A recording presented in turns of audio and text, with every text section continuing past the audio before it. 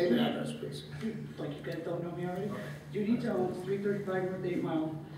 When Keith was talking at the planners meeting, what was it, last week, he made a point of saying that to buy this property, he really didn't have any buyers for it, that he was just gonna buy it and change the zone on it. Okay, now you guys have already, okay, I hate to pick on old wounds, but you've got a lot of business parks right now. And there's a lot of not businesses in them. And I don't see the reason for taking good land like this and making it more light industrial. Granted, there is light industrial out there, I understand that. But this is a pretty good section this man owns, 30 acres compared to 18 acres. And the gentleman who wants to sell his land bought his land in 2004. Okay, and I think kind of 56 years kind of trumps him a little bit, just a hair. And anyway, when the planners heard it, Gino asked a lot of good questions, and he also mentioned that this isn't just all light industrial out there, it's predominantly residential. And it was killed by the planners because of that. Gino didn't like the answers, and neither did George. And I had a question on that because I've been asking everybody I know and nobody could tell me.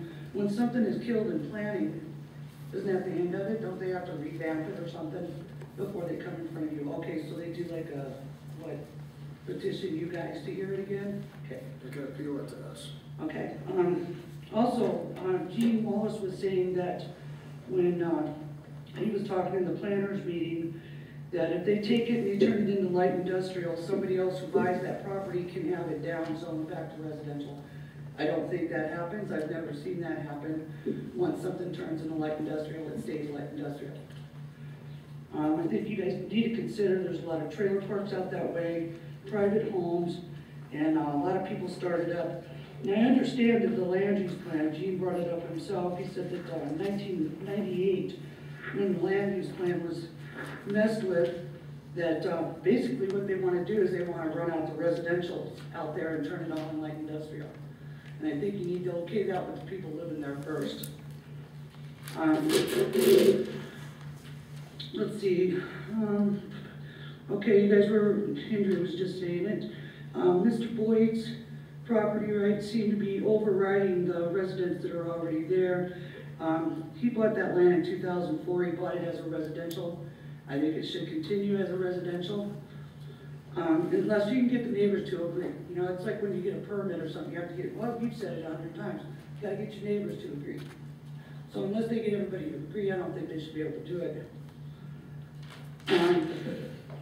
And Henry said one time too, people buy out in the country to escape the city hassles. Now, if you eat up one more area that's used as a mixed use area, where's people gonna be buying now? As far as to set up homes and put their trailers or build their houses and stuff like that. And I still go back to this. We have a lot of light industrial parks right now, guys. You guys got Salt Creek, you got the rail, you got out there off the Coal Creek Road, and there's no businesses there. Okay, so to buy something and change the zoning on it without somebody coming in willing to go ahead and build on it or do something with, you just upped his money, devalued this guy. You gotta think about some of this stuff when you're doing when the planners are working on this. I don't have a great love for Gene Wallace, that's pretty evident, but he skates around a lot of stuff, and I think that you guys need to have a long talk with him about that when he's giving you information. He misses a lot, because I catch it later when I'm watching videos. Okay, I'm getting nervous. Okay, and I wanted to say that as our leaders, you need to do your job, and it's just not about being, the developer buddies. Oh, I had an issue with Rich Fair Service in the first part of that anyway. He's the one that put the motion on the table in front of planners. Now, I know he's kind of buddies with Keith over here, and I think somewhere along the lines, when you're voting on your business partners or associates, I think you should refrain from voting, period. I think there's kind of a conflict of interest with that.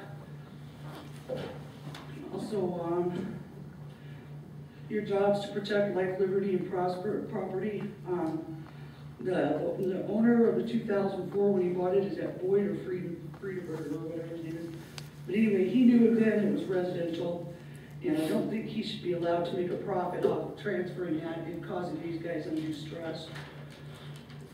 Okay, and then if you look at all the little photos he showed you, now you can't tell me that looks like a light industrial area. That looks like a real good residential area. The hell, I might buy something out there. But I did notice, and I did hear Gene say it, that the whole point of that 98 land use plan, and that's 14 years old. Okay, so now if you look back at what they had in mind in 98, did that come to fruition? No, it didn't. It's still predominantly residential out there, so maybe you guys might want to tell your planners to rework the land use plan out there because it's not reflecting what's going on. Anyway, back to the photos. Looks like real good land to me out there, and I don't see a point in putting anything out there other than somebody else who wants to come out there and put their horses and farm, or, you know, grow whatever they want.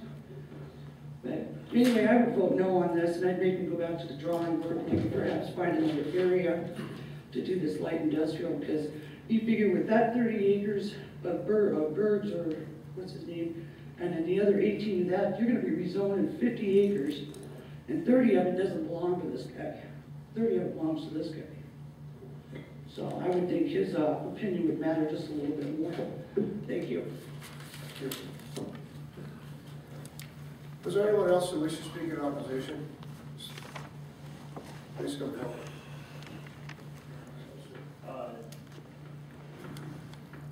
I feel for everybody that Mr. Boyce and Mr. Phillips, Mrs. Jones, everybody that talked.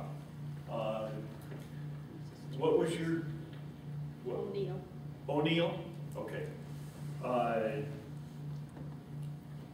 The thing that comes back to me is the private property rights, and Mr. Forsberg, to me, has the right to sell it, and he's reaping the benefit of a possible light. I want to keep his rights intact too, Mr. Forsberg. Mr. Chairman? Sir. You know, I'd like to speak to that too, because I don't understand, I'm having a lot of trouble differentiating the property rights of somebody that owns the property and somebody that's a neighbor to the property. And we talk about, and Mrs. Jones talked about, she'd get the neighbor's approval, and you know, they would be devaluing their property. I don't know that that's true or not, but I do remember we tried to stand by Mrs. Jones with this, a use that she's got out on 8 Mile, and she was unable to get her neighbor's approval, and their argument was that they were devaluing, you know, you were devaluing their property, you know. So I'm really having, you know, struggling. I'm trying to see the point of that argument. A lot of times in the country, and I just I want to keep his rights intact too, Mr. Forsberg. Mr. Chairman? Sir. You know, I'd like to speak to that too, because I don't understand, I'm having a lot of trouble differentiating the property rights of somebody that owns the property and somebody that's a neighbor to the property. And we talk about, and Mrs. Jones talked about, she'd get the neighbor's approval, and you know, they would be devaluing their property. I don't know that that's true or not, but I do remember we tried to stand by Mrs. Jones with this, a use that she's got out on 8 Mile, and she was unable to get her neighbor's approval, and their argument was that they were devaluing, you know, you were devaluing their property, you know. So I'm really having, you know, struggling. I'm trying to see really the point of that argument, but it's not spot zoning, and I think light industrial is really similar to the use in the area, and I'm gonna support it. Gary? I'm certainly going to support it. I feel for you folks, I really do. I've known you for a long time, Mr. Bryce, and this is when a county commissioner is not that great to be, because no matter what you do, you're going to make one side unhappy and the other side happy. But you know, you got to do what's in your heart. And I'll tell you what, it's industrial all the way up and down there, light industrial. So I'm certainly going to support it.